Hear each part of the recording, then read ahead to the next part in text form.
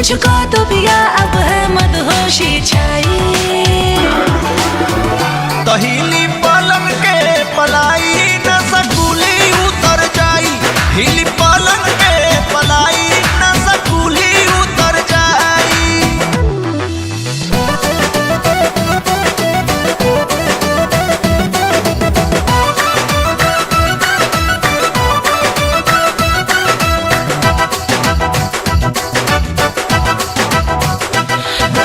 जब से हुआ है तेरे नैनों से फीलिंग, अजब सा मजा है यारा, अजब सी है फीलिंग।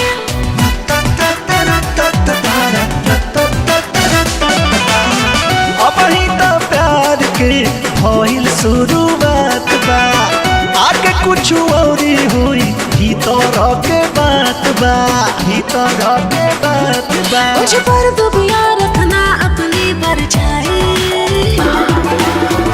तहिली पलंग के पलाई न सकुली उतर जाई, हिली पलंग के पलाई न सकुली उतर जाई।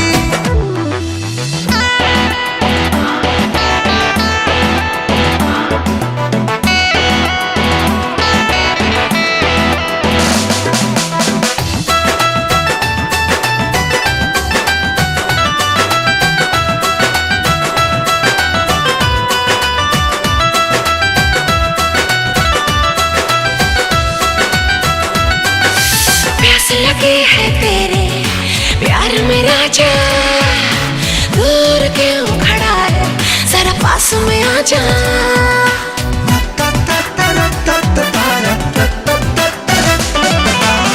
सटला पे कोरी होती यूज उड़ी जाई, ताहरा पजब लंबा होते बढ़ी जाई, होते बढ़ी जाई। तेरे हो तेरे लिए सब कुछ मैं लुटाई। अच्छा